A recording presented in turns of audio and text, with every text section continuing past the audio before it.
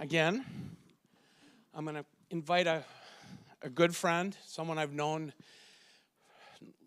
vast number of years now. Probably the most passionate angler alive, and I'm totally serious. This gentleman fishes more than anybody that I know because he's got passion for the sport and absolutely loves it. He's a walleye angler, but he isn't. He's an angler. He whatever's biting, he's out there to go catch it. He's from Deerbrook, Wisconsin, which is up now in like north central Wisconsin.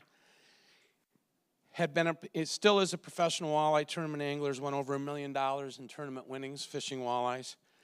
He's a life member of the NPAA, past president of NPAA. He's a member of the Freshwater Fishing Hall of Fame, one of the co-founders and past hosts of the Next Bite television show, and is a phenomenal content creator, always has been. He's got a knack for it. Keith's made a living in the fishing industry since the 90s when he gave up a career in IT to chase his dream and his passion. He's a consultant and sponsored by a very long list of industry companies. And as I said, he's an avid angler who now not only loves freshwater fishing, but saltwater fishing. He basically lives to fish, but he's going to talk about how he turned that passion for fishing into a career and a profession. So Keith Kavajecz, come on up.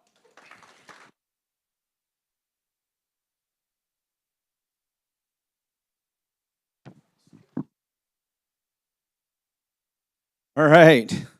Well, thank you, everybody, for, inviting me, Pat. It's great to be back to the NPAA. I've been kind of missing last few years, but it's great to be back, and I just really appreciate that people might want to listen to what I think about this industry. I've been around in the industry, like Pat said, a long time. Fished my first tournaments back in 1985, so this will be my 40th year of tournament fishing, so that's probably one of the longer stretches that anybody's had, especially in walleye fishing. But what I really want to do is try and give you some insight, I guess from my perspective. I don't have a great overall perspective. I have my path that I took to this. But I think there's a lot of parts that I did during my path, even though they might be slightly different now as the industry changes, that could let you take the same path as I did. And that's kind of where I am in my career right now. I really want to let everybody have the same opportunities I had. Now, I'm not saying I got handed a lot of stuff. I had to work for a lot of it. But there are things you can do to create your own opportunities or create your own paths to your success. So I've actually wrote down quite a good list of things that I thought about over the last couple of weeks when I was thinking about this seminar. I didn't really put together a slideshow because I just kept rechanging how things fit together. So that's what I'm going to talk about over the next little bit here.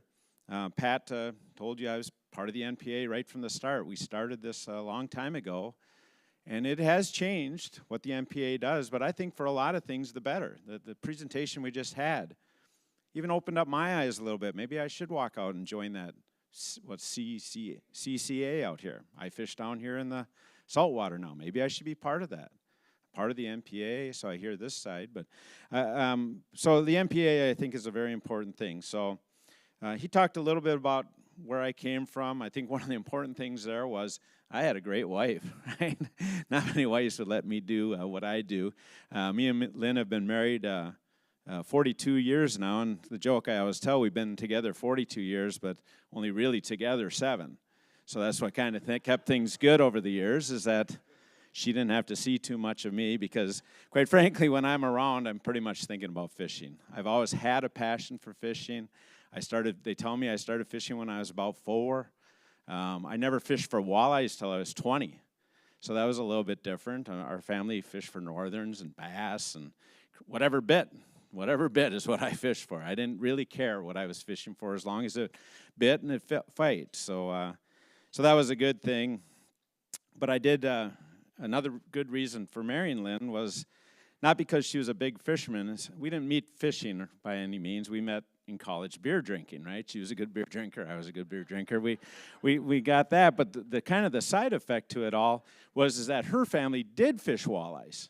So that's what got me going in walleyes, is they love to fish walleyes, the Parsons family on Lake Winnebago. And so I just, hey, it's another fish to catch, so that's how I got into walleyes.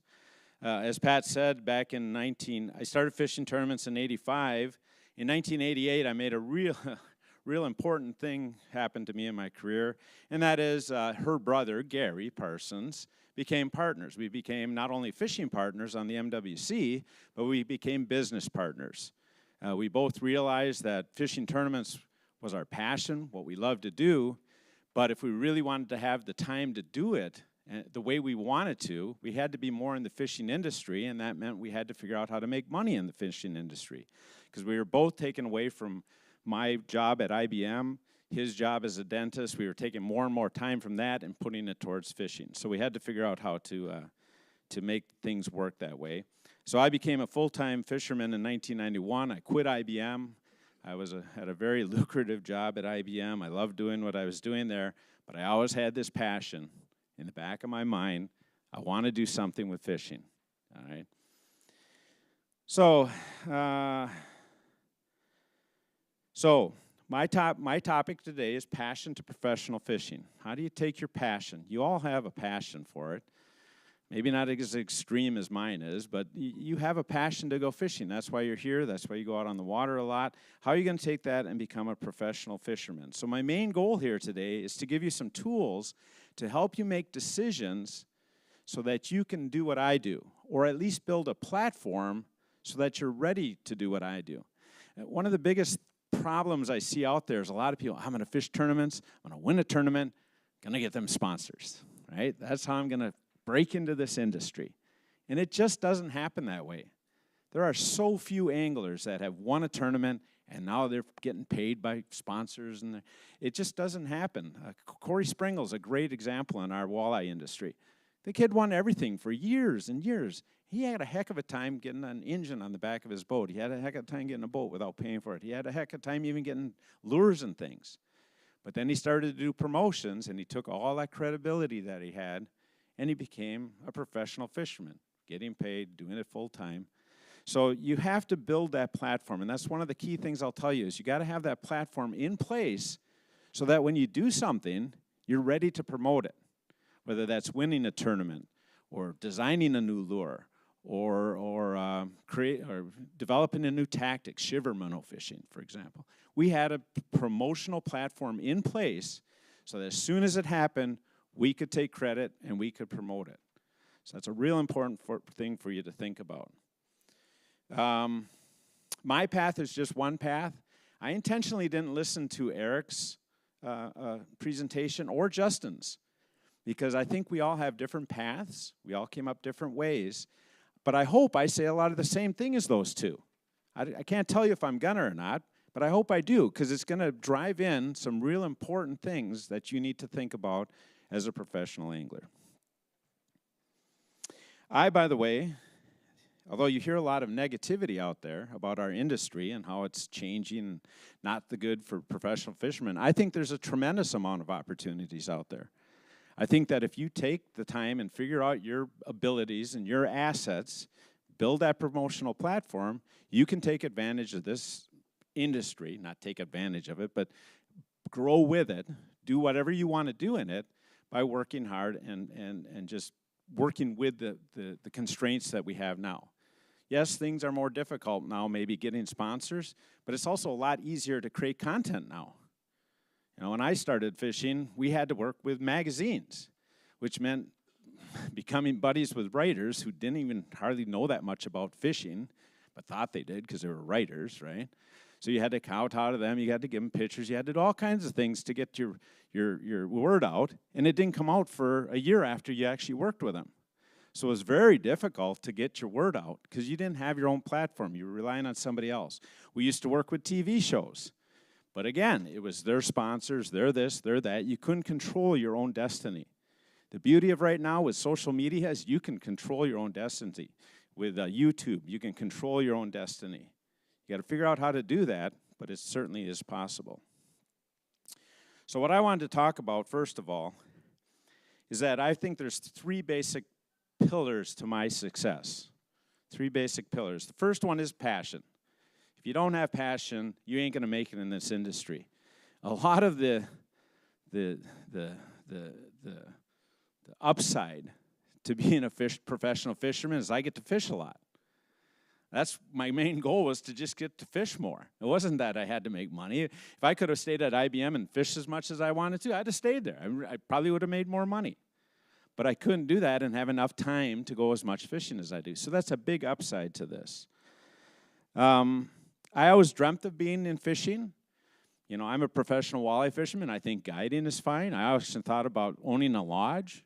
Of course, now after learning how much work guides and lodge owners have to do, I'm sure glad I didn't have to take that path, right? Because they do work dang hard, and it ends up they rarely get to fish on their own, just go fishing. So I had no clue as a young person that there was any such thing as tournaments. So it was very different back then. So that's the first, want to fish, love to fish, want to go fishing more.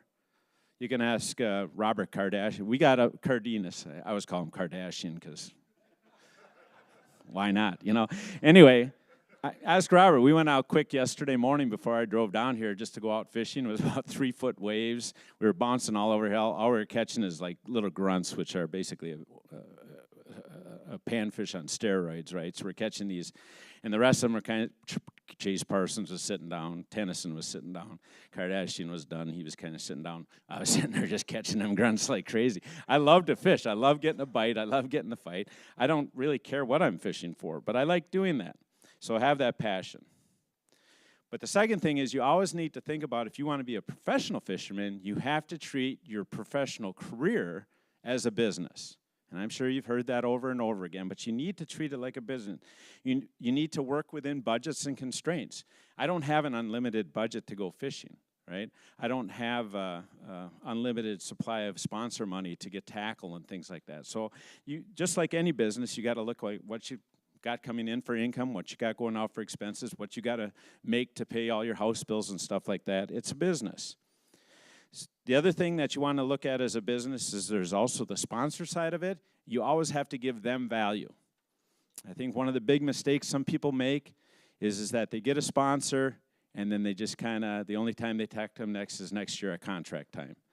Might do a few things during the year for them, but they aren't giving that person value. So you got to be real careful to give your sponsors value. And then finally, and the kind of one that everybody hates to hear is, realize that nobody in this industry gets paid to go fishing. I don't know anybody yet. Rick Clunn maybe, back in the day, maybe Van Dam, although he just promotes the heck out of everything, so he's doing more. He could probably just fish for a living, But nobody gets paid to go fishing. Nobody. You get paid to sell some product. You got to work smart. That's the third pillar. There's a lot of things you can do in this industry. You're not going to be able to do them all. I really work hard not to kind of stay within myself and what I do good and not worry about the kid who comes up and does YouTube videos and gets 1 million views, and all of a sudden sponsors want to hire this kid who's just kind of off the wall and goofy and entertaining but really not selling product, but they want to promote him. Well, that's their choice. I'm not going to do that. When we were fishing, when we first started the Next Bite, we had 3 partners, me, Gary, and Pete Mena. We had a great time. We were fishing, we were shooting shows, we were having fun, we were traveling all over. But then all of a sudden, Pete decided we should make our show a reality TV show, like Duck Dynasty. Follow Keith around, follow Pete around, follow Gary around. Be all funny and cheery and happy and, making funny jokes all the time. That ain't me, all right?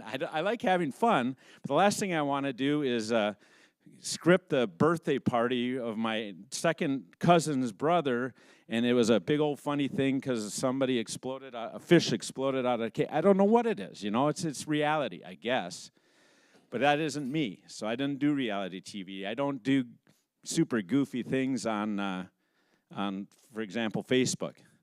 Less of a mink runs around in my ice shack, right? Got to look at those things, but stay within yourself. Second thing is when you're working smart, there are a lot of things you can do, but all of them aren't going to make sense to your sponsors, because some sponsors like some things and some like others. One of the hard things in this industry is when you've got 15 sponsors, 13 sponsors, you got 13 bosses. They all want something a little bit different. They all want either numbers, or they want sales, or they want you to do this. You got to work, you got to give each one of them what you can. So sometimes that's a little bit hard, and sometimes you're going to lose a sponsor because of that, because you can't do everything. So you got to work smart.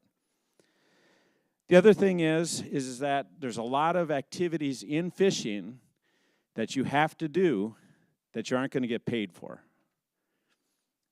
You know, attending things, being in the right place at the right time, spending time with kids, all of those things I'm going to talk a little bit about, but you have to work smart with your time, because quite frankly, we're all just limited by time more than even money. And again, I'm sorry about notes and doing this. I just never got to the point where I was real happy with what I was saying, so I just had to keep notes here. So let's talk about each of those pillars a little bit here, a little bit more. Under the passion one, I think one of the things that really enticed me about being in this industry is I was always looking for the new technologies. I was like figuring out the new things to become a better angler. And I think that's right now we're going through a kind of a flux in this industry with this forward-facing sonar. Is it taking away all of our past knowledge and all of our past techniques and everything we do because forward-facing sonar is winning so much money? In the tournament industry, I think it is important. But I can also tell you that 90% of anglers will never do what tournament anglers do with forward-facing sonar, because they're out there to have fun, to catch fish, to run their crankbaits, to troll, to do all kinds of things. They want to do what they don't want to stare at a screen. We do it because it's necessary to win a tournament. So in my career, I've done anything I can do legally, all right, not anything, legally that I could do and give myself an advantage. And forward-facing sonar is one of those. I've always run some of the fastest boats out there. I've helped develop faster boats. I'm always trying to give myself that advantage, but again, that's my passion to make myself a better angler. Some of those trickle down. I think that becoming a better angler is developing new techniques. You know, me and Gary kind of forefronted a bunch of those. Jigging, double rod jigging on the Mississippi, stinger systems on the Mississippi, precision casting, things like that, shiver minnows. There's been things through our career that we have been lucky enough to develop, and again, because we had a platform ready to promote it, it made us a lot of money. Not in tournaments wins, we win a tournament or two with it, but in the long run with sponsors, because we were ready to help them promote. Not only did we have a good thing to talk about, but we had a good thing to promote. I go to Berkeley every year in a big meeting, a walleye summit. And the thing I love most is if they come out with something new I can talk about, because it gives me a new reason to do a post or a new reason to go out and learn a new technique and then tell people how I did that. So I like anything that's new. A lot of these young anglers, the thing I like it about it is a lot of times they come from such diverse backgrounds that they try things that you shouldn't try, like catching walleyes in weeds, or going super shallow, or going super deep. And so I like paying attention to all those, and again, trying to embrace really anything that's new, because again, it gives me an opportunity to teach people how to fish. And that's what really I've come down to as part of my passion. The second passion I have is I really like to teach people how to fish. I really like when they come back to me and say, hey, I tried shivering, and oh my God, I can't believe how many fish I caught. You know, I tried doing this. I tried slow death. I dragged around that slow death hook of yours, and I caught a bunch of fish. Thank you. And by the way, that's the person who's going to go to my Facebook page and like me and follow me. And when I say something the next time, I have the credibility that they're going to follow me on that. So that passion to teach people is something that you need to have. At least I needed to have to make my message to them realistic. You know, I always think about when I'm posting, what would I say to my buddy about this? Would I actually tell him to go out and buy a $8 shiver minnow to try it? Is it good enough for him to spend $8? I'm going to do it because I'm looking for new stuff. But should he buy it? And if I can't say yes, I just don't post about it. So I want to make sure that when I'm talking to people, not only am I trying to be realistic and authentic about it, but actually that they're going to get good value in what I'm telling them to do.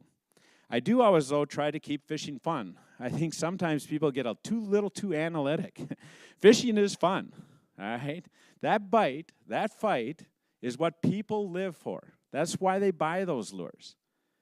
But that's also why I make sure when I do a post, I'm not always just, all right, and we're out here on the water, it's 28 degrees, it's 40, and we're getting, you got to be fun out there. You got to have some fun posts. You got to get people involved in that fun, because that's what will make it a lifetime hobby for them. And a lifetime hobby for another person, as blunt as it is a consumer for our sponsors, a lifetime consumer, all right? And that's what I want to try to do. I think getting that lifetime consumer or that person who has a lifetime hobby helps our sport tremendously. We just listened to a seminar about that, about getting people involved with our industry is real important these days. But it's also a positive impact to the business of fishing. Very important to get people involved.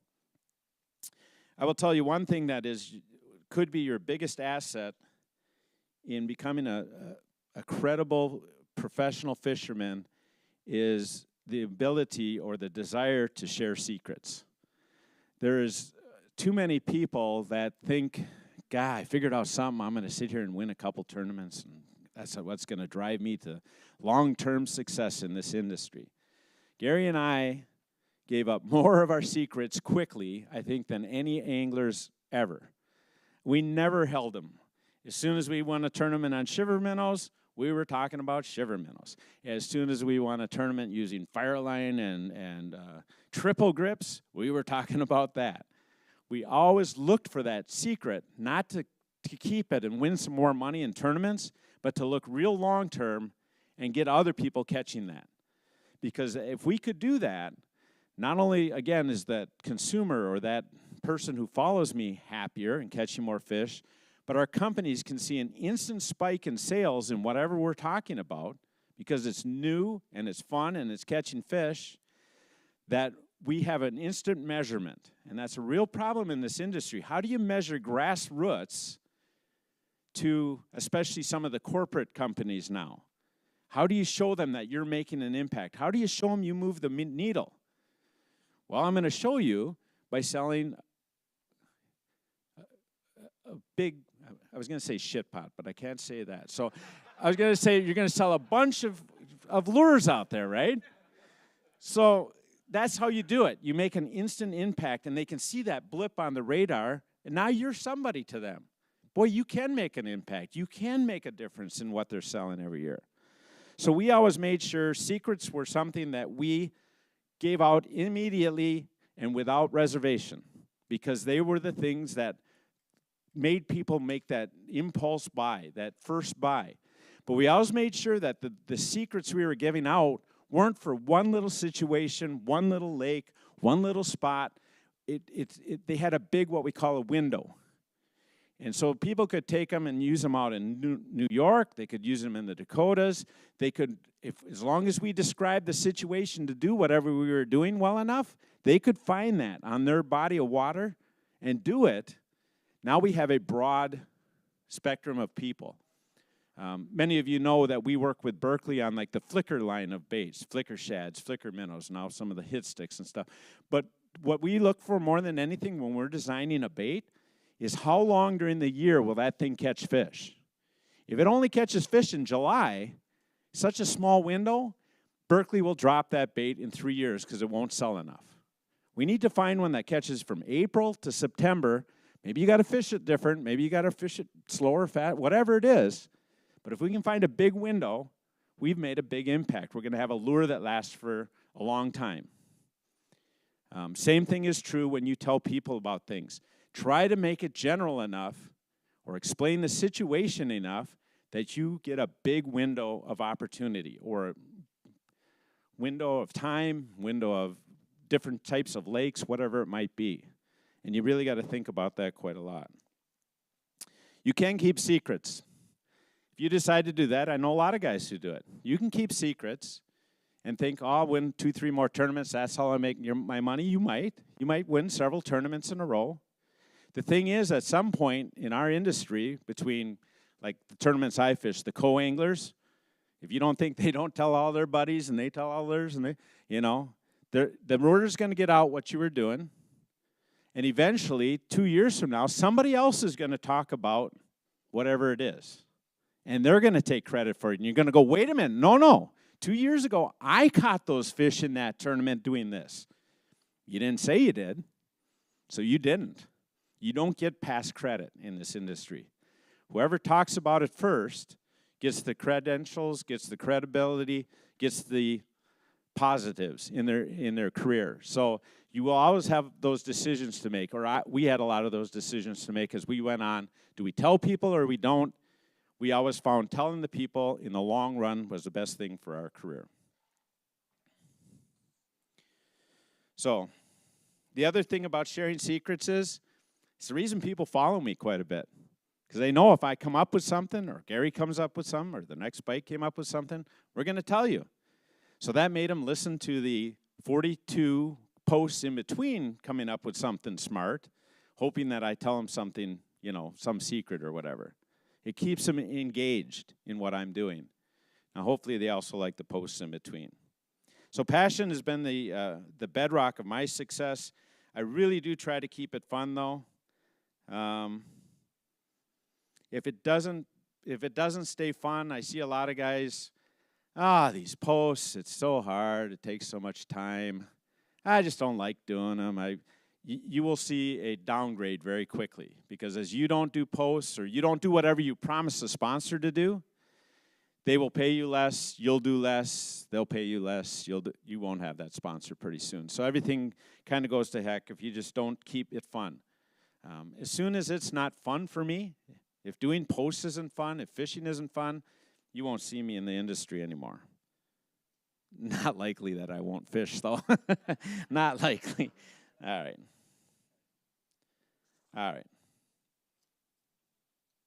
right, so the second pillar, again, was treating your fishing career like a business. Really, really important. It's I wouldn't call it the non-fun side, but it's not the fun side, all right? What I'm going to talk about is what I mainly look at when we look at industry sponsors, fishing sponsors. National sponsors, non-endemic national sponsors are great. If you can get one, do it, all right? They're absolutely wonderful because they were some of the easiest sponsors we ever had. We had people like Dodge, Purina, Johnsonville Brats, Amsoil, Coleman. We had a lot of non-endemic sponsors. They were super easy. All they wanted you to do was brand. You wear their logos, you wear their hats. They didn't expect me to tell somebody why my Dodge van was better than the other van. They didn't expect me to know all the accessories and stuff you could buy. They didn't expect anything. All they wanted was Dodge. Any place you can put Dodge, that's all they wanted, branding. So that was simple. The problem with them is a couple. First of all, to get a big national sponsor, you better have a big promotional platform, because they literally do not want to mess with little $50,000, $100,000 programs. They've got too many other things around the country to pay attention to than these little nothing programs. All right, so that's one thing. Make sure you need to have a big promotional platform, I believe, to get them. You also got to realize that the way you get those is not doing a cold call, just calling up and finding the promotions manager or whatever it is. They all happen because somebody knew somebody, or somebody at that company loved to fish, and so therefore we're going to find some fishermen, and they call their buddy who calls their buddy who knew, that's how we've got all of our national big sponsorships. Cold calling was almost irrelevant to us. I will also tell you, though, that as soon as that key contact is gone, you're probably gone. Most of our national stuff only lasted maybe 3 to 5 years. I still remember we had Dodge, kind of through Bass Pro, through Skeeter that was. we had this Dodge deal because the marketing guy at Dodge loved to fish walleyes, so got a hold of Skeeter, who got a hold of me and Gary, and that's how we got Dodge vans. He got moved up the chain. A young lady moved into his position. She didn't like fishing as much as beach volleyball. We lost our vans to beach volleyball. See, like, dang, we were branded so well, but beach volleyball beat us out. So it's a little bit harder. They're great to have for the time you can have them. You just got to meet the right people. And like I said, you got to have a pretty good platform for them to even be interested. I will tell you that a lot of my business knowledge came from people within the industry. Obviously, Gary was a big part of my success in this industry. Gary and I worked really well together. We both came from a business background. He was a dentist, so he knew small business, which is a lot of what you're doing in the fishing industry. You are a small business. I came from a corporate culture of IBM.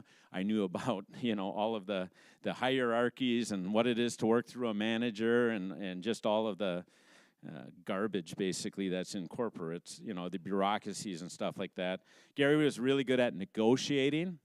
I wasn't that good at negotiating. What I was good at is whatever Gary would negotiate, I'd get it done. That's kind of how that worked. He'd talk, I'd do, right? I shouldn't say that. Once in a while, he'd work, So we were just a good match together. I don't know if many of you remember, but Mike McClellan, I'm sure some of you remember Mike McClellan. He was a pioneer in promoting in the walleye industry as a non-TV person. All right, he did not ever have a TV show. He did not ever have that kind of exposure.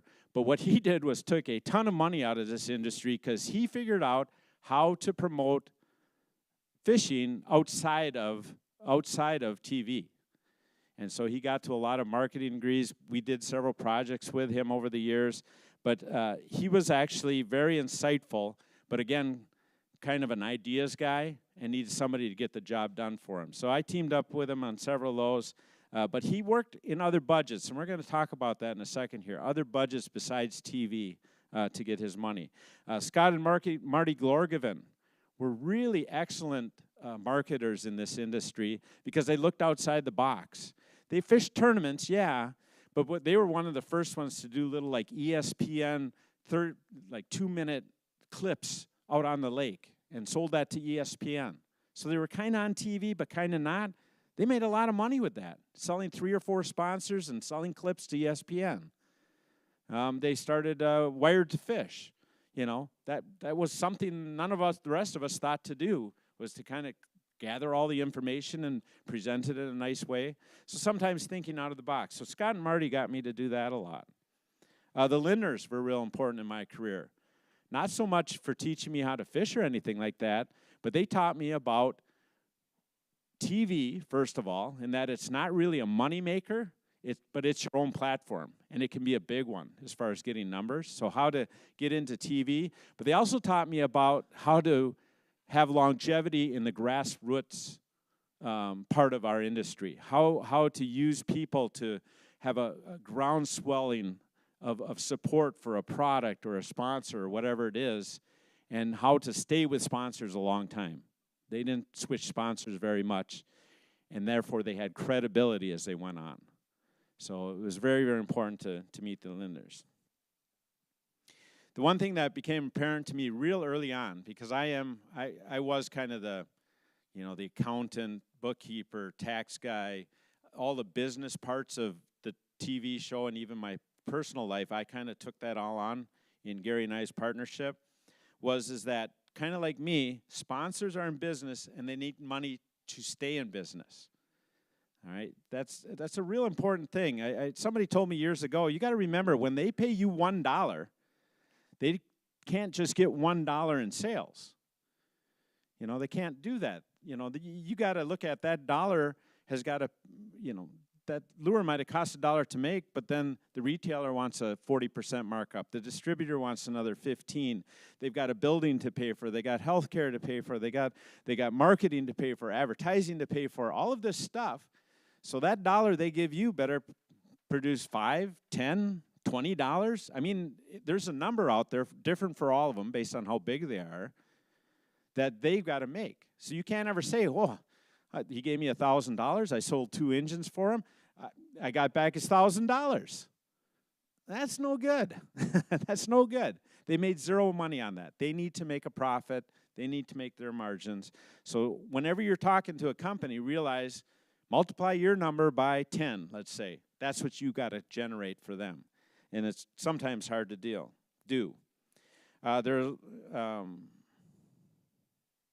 So I think I covered all this. So let's talk a little bit about how to get that first sponsor, because that really is the hardest one to get.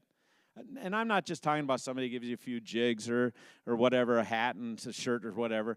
It's one that could make a difference in the actual money you're putting in your pocket to pay your housely bills or pay for your family or whatever it is. I think the biggest thing there is to know your own strengths. Like I said before, all the companies want different things. All 13, 14 of my sponsors, I all want something different. I have to figure out what my strengths are. Is my strength, can I sell? I can tell you flat out, I don't sell. I am the worst salesman there is here, bar none. I can't sell things. I can promote things, I can't sell things. Are you good at branding? Are you good at content generation? That's my strong point, right? Are you good at marketing? Are you good at events? Can you go out and do events for these people?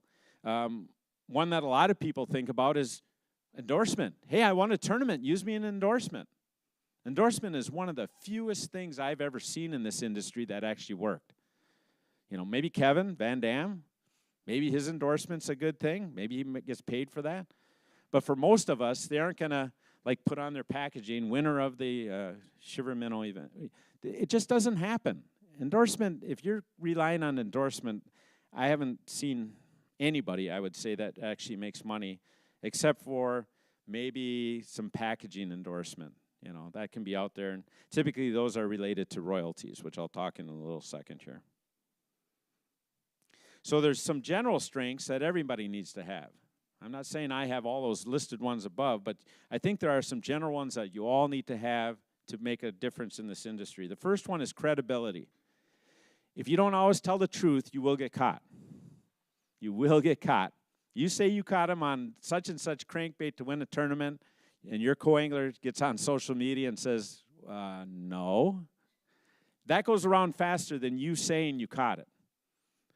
People love piling on negativity. Love that stuff. All of our forums, all of our social media, people want to pile on negativity. I will say, though, it's okay to omit. All right? I've won a lot of tournaments on crankbaits. I've also won a lot of them on number 7 Berkeley flicker shads in color number 139, whatever it is. I can be very specific about what I catch it on, or I can be very general. So if you catch it on you did something great on a lure that isn't one of your sponsors, you caught it on a crankbait. I caught it on a jig. I caught it. You can say that. And people know then, oh, you didn't catch it on the Berkeley one because you would have said that, but they don't know what I really caught it on. I think that's all right. Omitting's all right. Not telling the truth is you're going to get caught. I think another strength you need to have is, when possible, to have longevity with your sponsors. Now, one of the hardest things there is rebranding. We used to take a lot of our own pictures, still do, I guess. If we change a sponsor, that takes out a third of your pictures that you had. Last year, you're telling somebody, hey, this Skeeter boat's the best boat that was ever built, and then the next year hey, this tracker boat is the best boat that was ever built. That's not good for your credibility. If you can stay with a sponsor, if it makes business sense to you and them, and you're able to stay with them a long time, that longevity adds credibility and adds to your value. I mean, Gary and I have been with a lot of our sponsors a long time. I talked about the Skeeter Nitro switch. The only reason we did that, president of Skeeter became the president of Nitro, or Tracker. So we moved over with him. That's the only reason we did it, and then they let us design our own boats. So that was a nice thing, too. But you better have a reason for switching that you can explain to the public, or you will lose some of your credibility. Another strength you need to have is communicating with the sponsors. I think there's a lot of people who just talk to sponsors at contract time, maybe the pro team member, but there's other people you should be talking to. You should be talking to your pro team coordinator. You should be talking to him pretty regular about how things are going. But nowadays, almost every company, big or small, has got somebody involved with social media. Learn that person. When you do a good post or you do a good, little thing for them, let them know about that, because then they should either share or repost your stuff. Good for you, good for them. But you need to know those people. Know your marketing department. Usually that's where pro team money comes from, is the marketing department.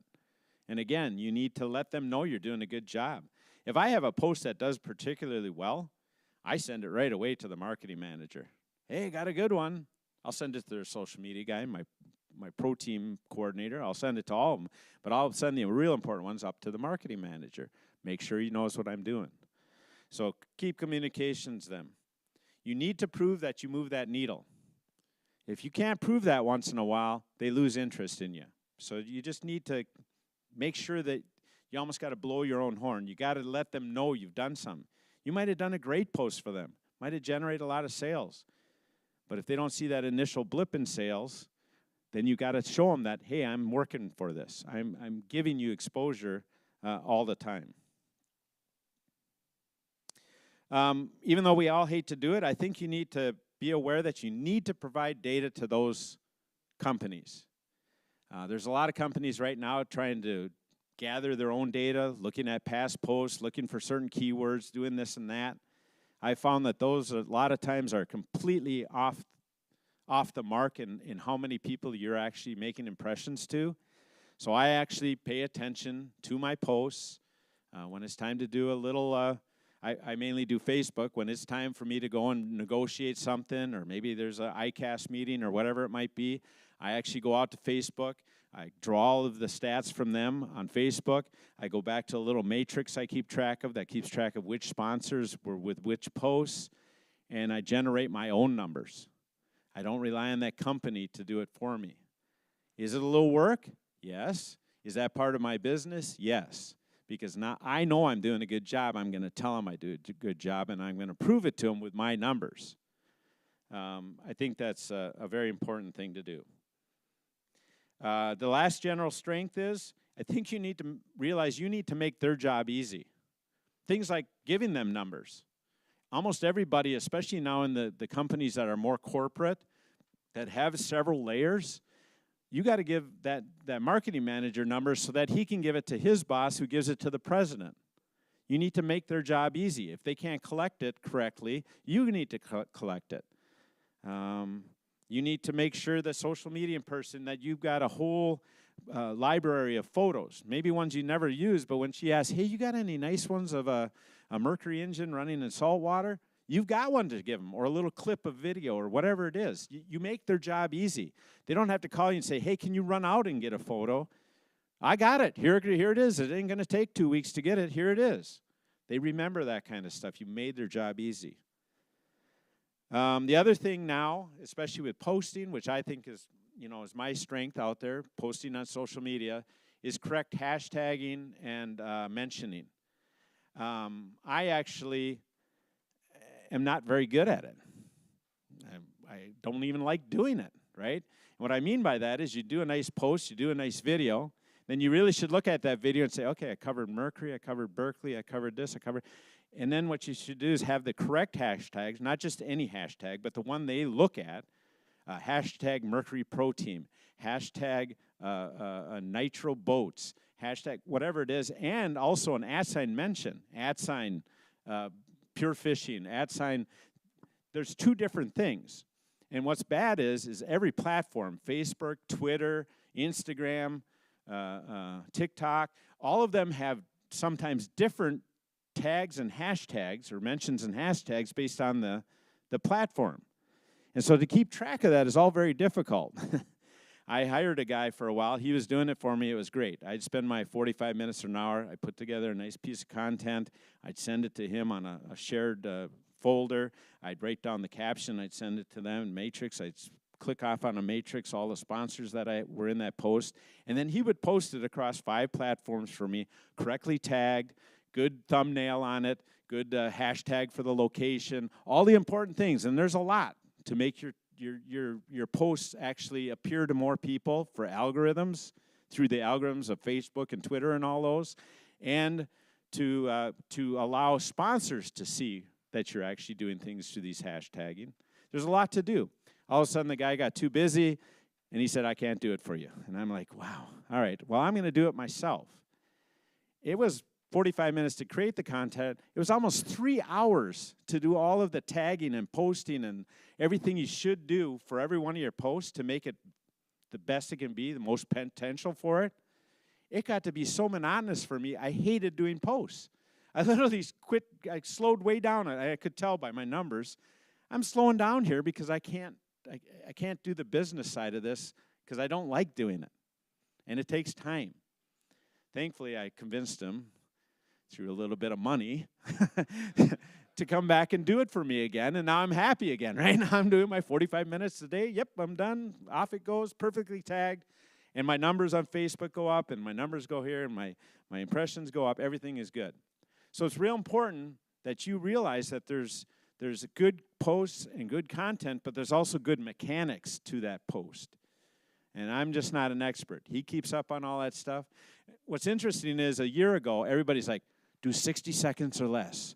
Facebook Reels, that's what Facebook wants. That's what they push in their algorithms. That's what's going to give you more posts. That's going to make everything show up on everybody's feed or whatever it is. Short ones, 60 seconds. Do that.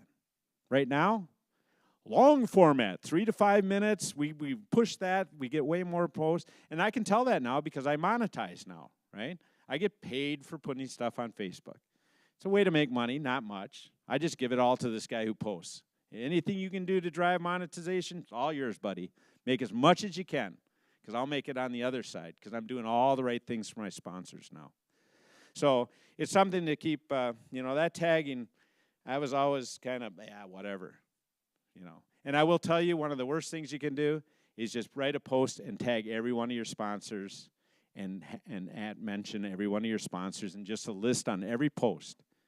And the reason that's bad is because that sponsor will go and say, he'll get a little notice. You were mentioned in Keith Kavajecz's post.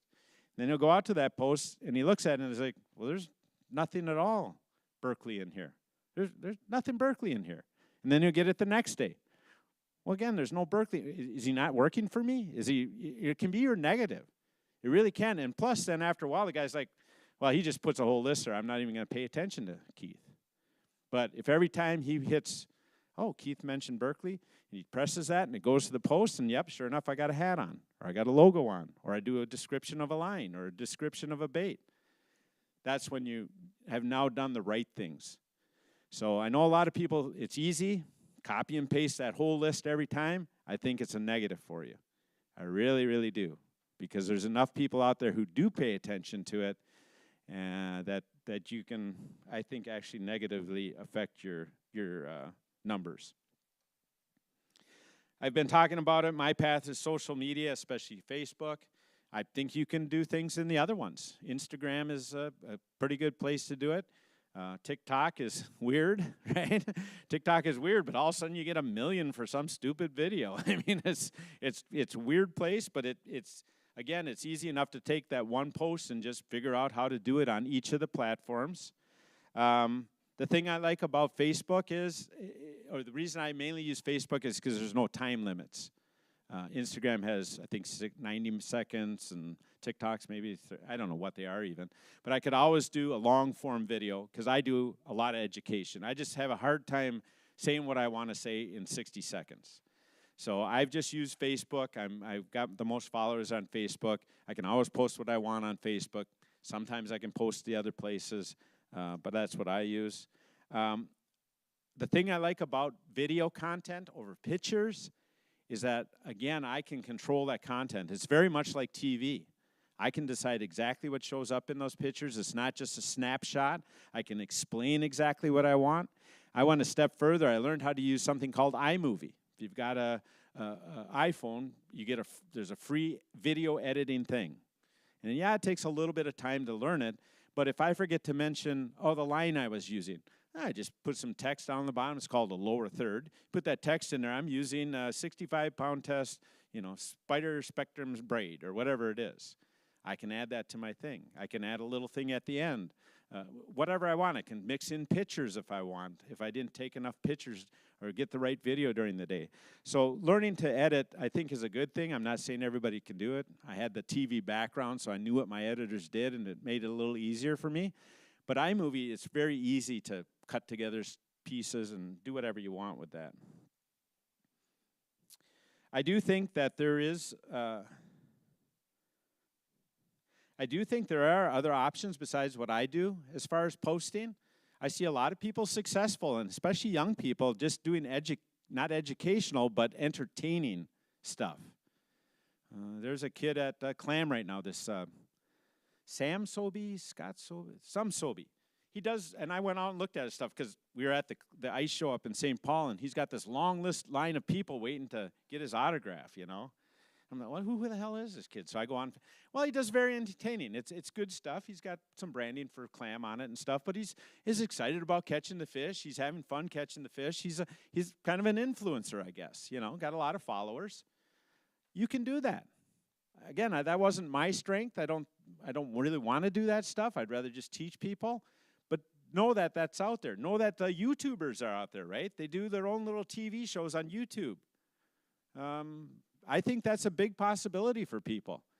You got to build up that following. You got to do a little promotion to get people to your YouTube page.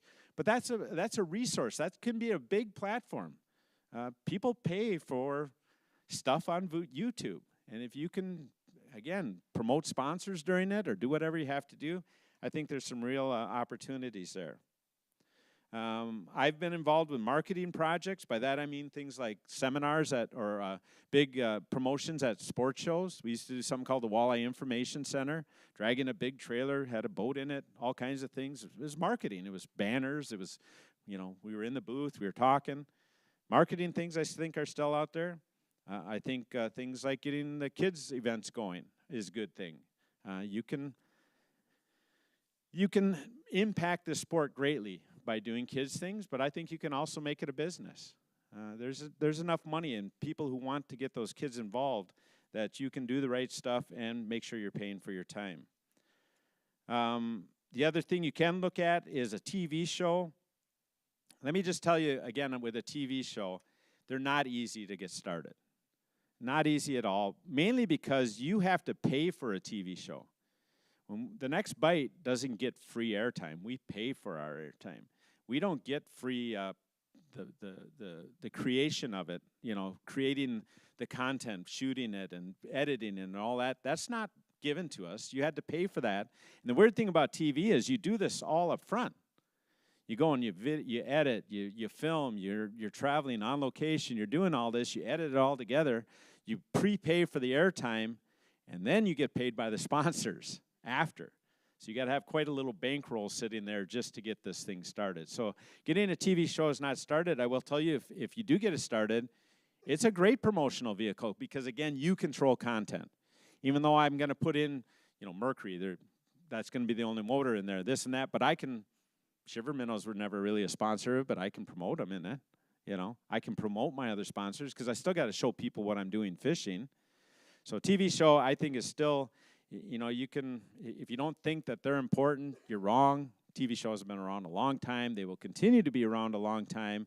And especially since most of the shows then end up on YouTube eventually, so you get longevity. So it's a good thing, but just realize it's very difficult to get in and get it going.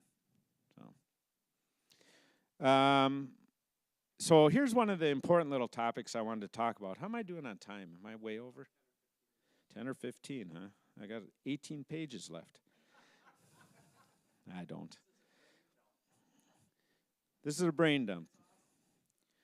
So one of the real important things when you're a pro fisherman is to determine, when you're trying to get that first sponsor, is determine who's going to make that decision.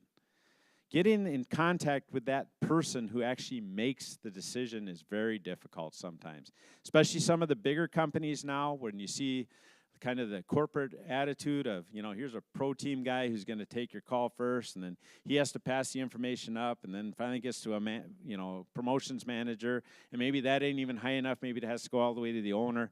there's a lot of levels you got to get through, a lot of levels.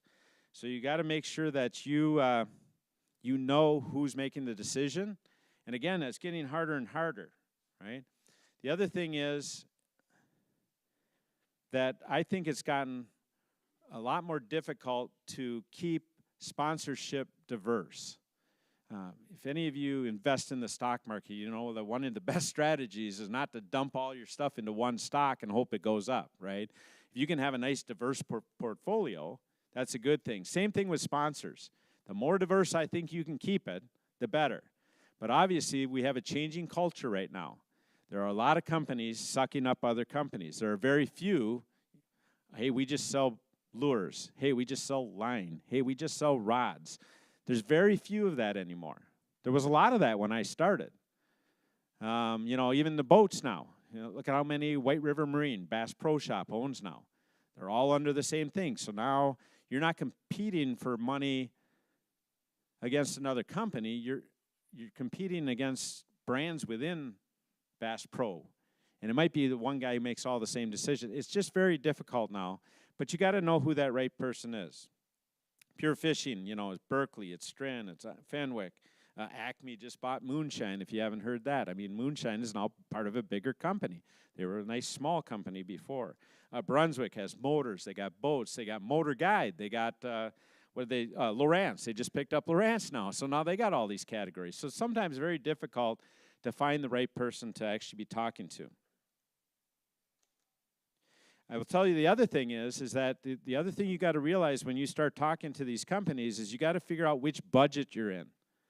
Now, a small company like Moonshine was, there's one guy, the owner. He made all the decisions. He wherever the money, that's who decided it. Might be different now at Acme, right? But there are several markets that oftentimes you have to try to pick which one you're going to try and get into. And it's sometimes difficult to figure that out. For the most part, tournament anglers will fall under marketing. All right, you're under the marketing group. That's where they're going to put tournament anglers, social media influencers, people who do seminars, grassroots promotions, and often that's going to be through this pro team coordinator, especially in the bigger companies. So that's if you think that tournament angling is what you do, that's where you go. They report to the marketing manager. You might be under the advertising budget. Advertising is different than marketing. Advertising is more like TV show commercials. It's more like internet ads, things like that. If that's kind of what you're trying to push, that you do a good job on your internet because you can place banners or you can place in content advertising and things like that, you're probably going to end up with an advertising type person, not a marketing person. I've had to deal with sales managers because maybe the promotion you're talking about is going into a store and doing a promotion.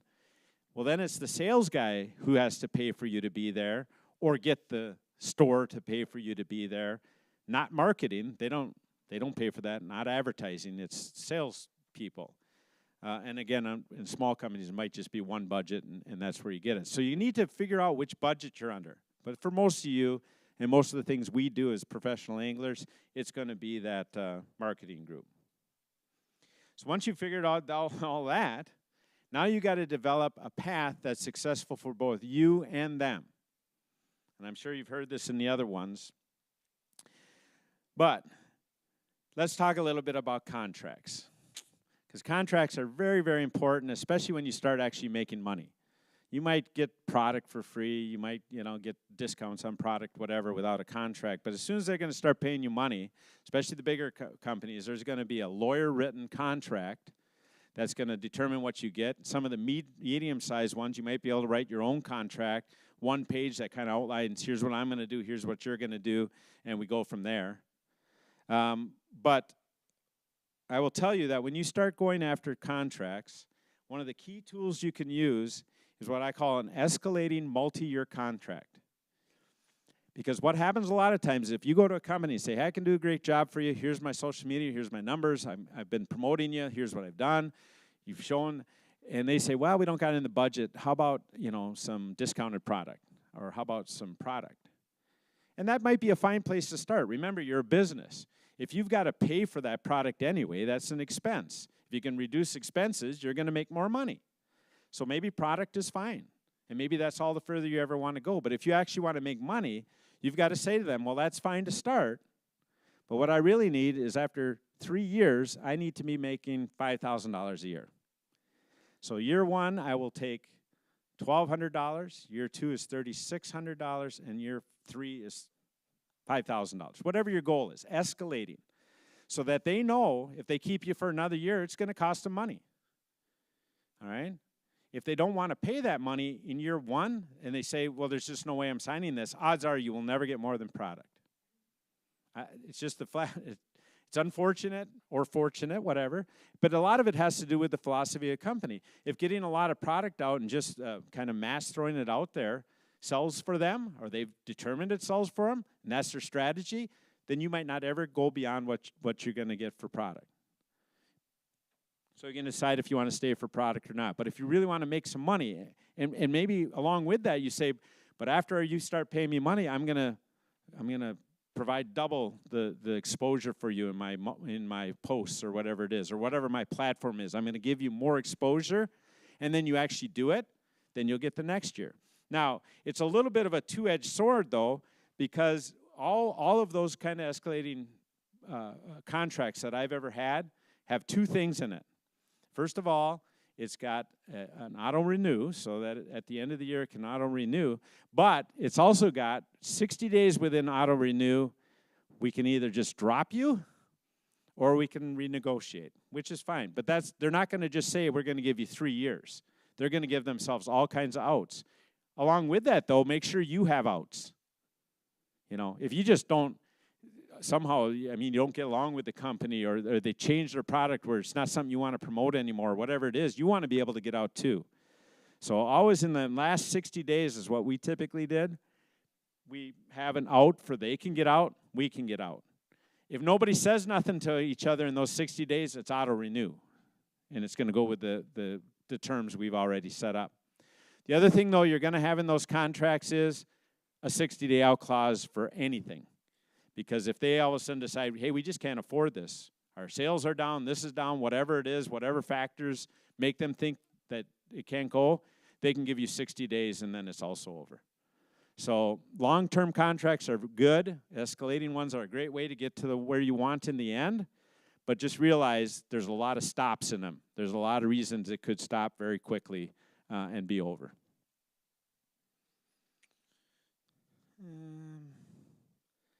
Skip a little of this because it's where I really made a lot of money, and I don't want you to know about that. So,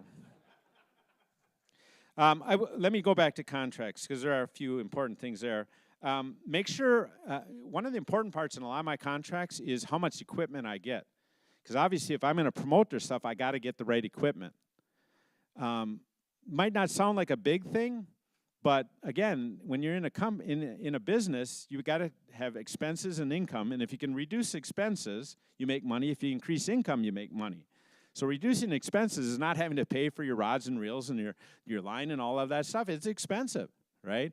So make sure that you are there's a very specific clause in there about how much equipment you get. Some of them, they'll just say whatever's necessary, just order it and we'll give it to you. Others will have allotments. Make sure on those allotments, is that wholesale price, or a discount price, or is it retail price? Because that can make a big difference in how quickly that allotment will get used up. Just make sure you got enough in there to get the equipment that you need. Also in there, specify the number of days they get. Sponsor specific days. They want you to be at a sports show. They want you to come to a walleye summit. They want you to go here or there. I mean, they can chew up weeks if you let them. It's not bad if that's what you've agreed to. But if you think, hey, I can be at five days of stuff, and all of a sudden you're at 10, you're taking up time, not making money doing that, and not making any more money. So most of our contracts had, you get 5 days, and then each additional day, kind of the amount you would spend for a seminar. Maybe you get paid $500 a day for a seminar. That's typically what we do for extra days, and then also make sure you're getting reimbursed for expenses. So all of that should be in your contract, because again, if it's not, and you got to go out and do something, you got to pay your gas there and your motel and everything else, that gets to be pretty expensive in the long run. I will say I always had that fee for extra days. Rarely did I ever charge it. Rarely. If it's just more of a kind of to make them stop. But I will tell you, there was one year when Bass Pro had us doing seminars. It was right after 2008, the big financial crash. They fired about all of the pro teams people who used to go and do all the stores and stuff. And all of a sudden, it was me and Gary trying to do every store around the walleye belt. So from January, the first weekend of January to the last weekend of March, every weekend we had to be at a different store. I charged them for the extra days that year because it was outrageous how much I was away, But that's something you got to decide as you go along. So everybody's favorite contract, let me talk about that one. Anybody guess what that is? The royalty contract. Royalty contracts are so nice, right? You've developed something, you helped to develop a piece of product or whatever it is, and you actually got the company to agree you should get a royalty on every one of those that's sold. So royalties are one thing that is kind of a wonderful thing to get, but realize it's got some downsides too. The upside is that you're going to make money on everything that's sold. Now, typically a royalty is going to be on the wholesale amount, so it's the amount that they sell to a retailer, they sell to a distributor, what they actually get in. Typically, it's only going to be 1 to 3%. Doesn't sound like a lot. Sell 10 million flicker shads and see what it is, right? That's kind of what you're hoping for. It could only be $1 a rod. Sell 10,000 rods and see what it is, right? It can be really, really good. The other side of it, the flip side, they have a direct way to judge your performance. What if you only get $12 in royalties one quarter? They're going to look at that and say, really, what is he doing for us? He can't even sell. It's $12. It's $120. It's $1,000. He isn't selling enough to justify a pro team contract. Because remember, you try and keep these all separate. You got a pro team contract. You got a royalty contract. They're two different things. We had a TV contract, different contracts. So you don't want them all tied together. But that doesn't mean they don't look at what I'm getting on a royalty to say, hey, maybe we shouldn't even be paying them the pro team because he can't even sell the lures that he said he was going to promote.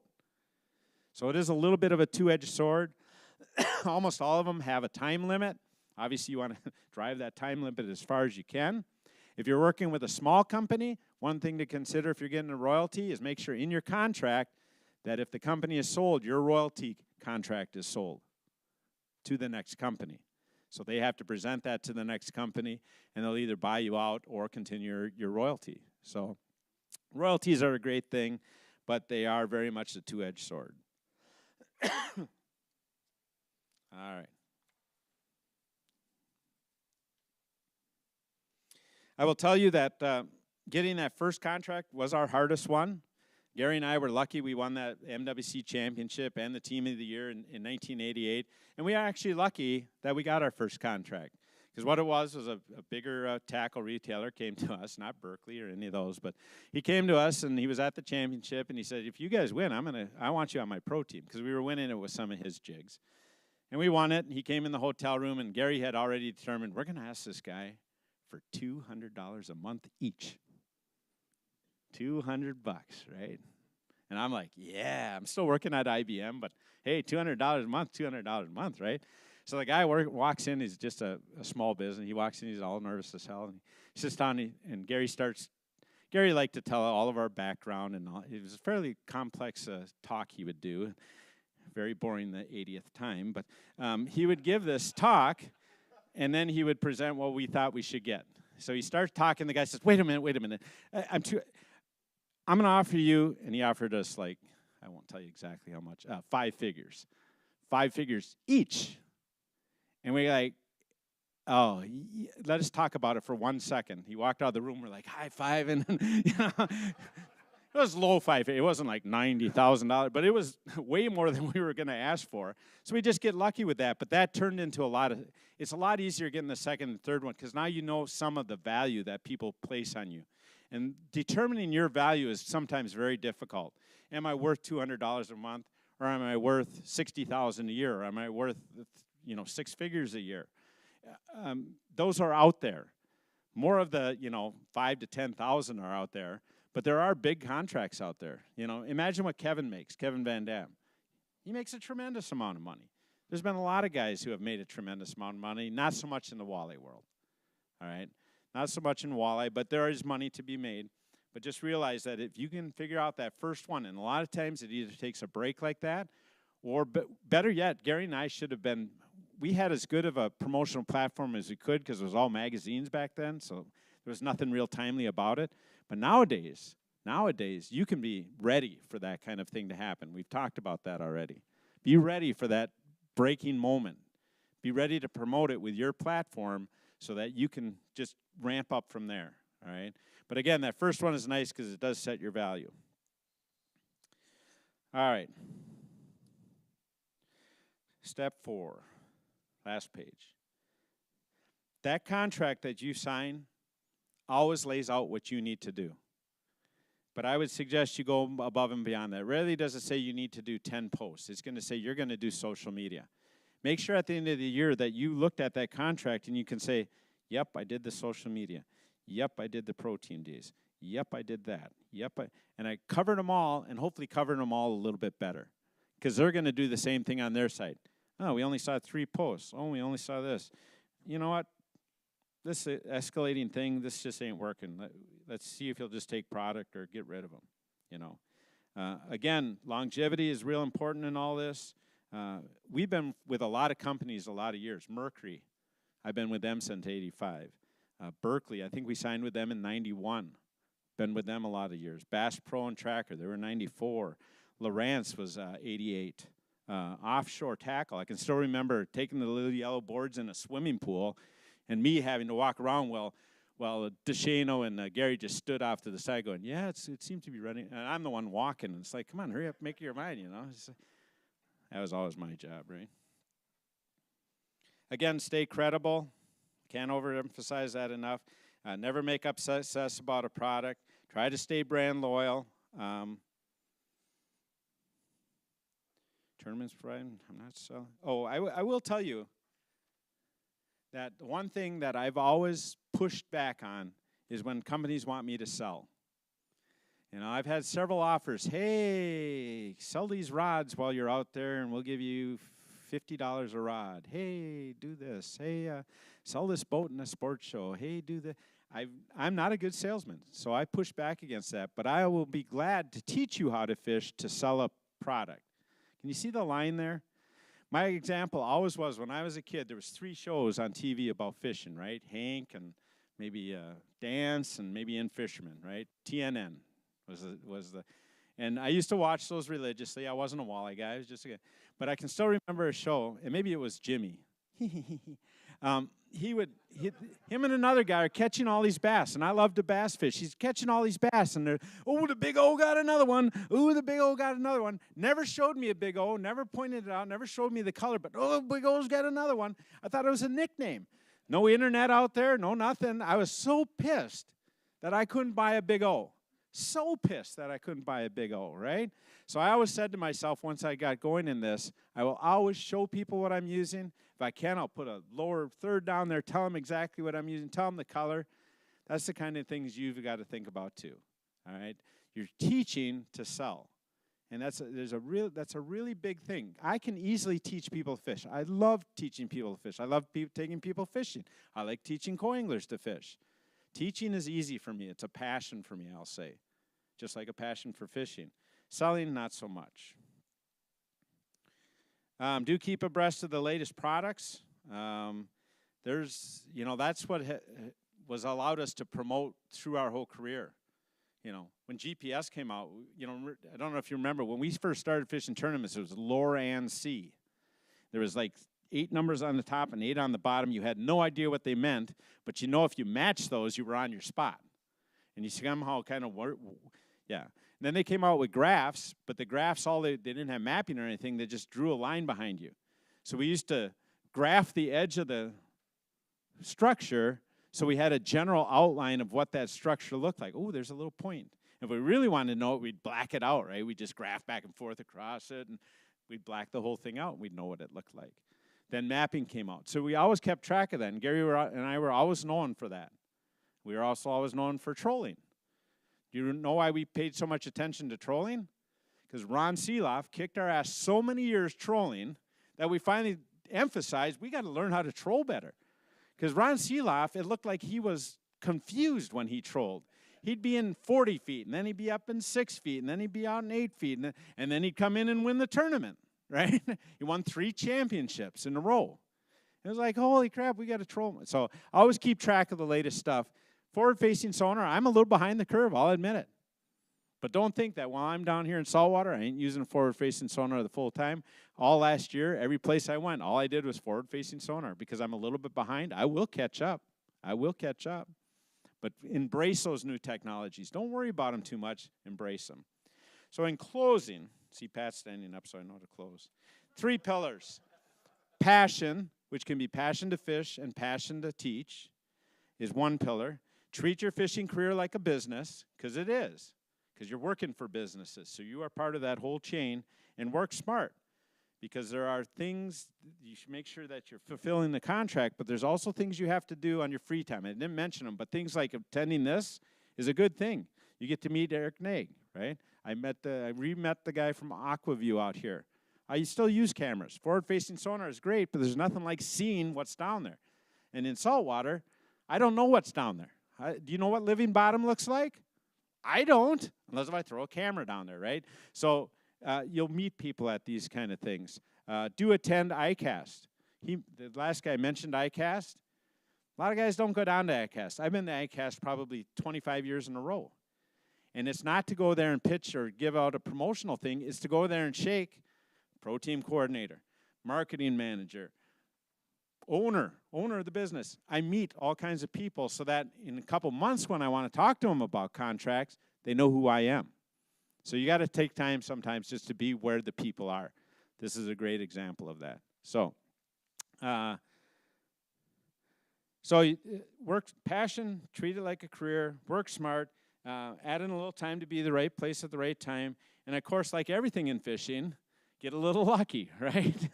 Get a little lucky. Get lucky that somebody gives you a Dodge van because you're on the Skeeter team. Not because you're a brilliant Dodge promoter, because you got lucky, right? So that's my path. That was my path. I added in a few other things. But I truly do believe in this day and time, everybody thinks it's hard, it's going to be almost impossible to start as a professional fisherman or make a living as a professional fisherman. I think that if you pay attention to what you're doing, pick out your strengths, you can take your passion and turn it into professional fishing. I really, really believe that. I'm going to be around the rest of the day. If anybody has any questions for me, I'm kind of an open book. There's a few things I can't talk about because of contracts or whatever, but I'll help you however I can. If you don't see me today, you want to send me a little note on something, run something by me. I'm in the part of my career now where I'm not competing with you anymore. I'm going to be just fishing mainly, right? Fishing and posting. I know what I'm going to do till the end of my career right now. But if you want to run something new by me or whatever, I'd be glad to look at that. I hope you all have great success. I hope you all have the same opportunities that I had or made, because I really do think this is a great sport. Thank you very much.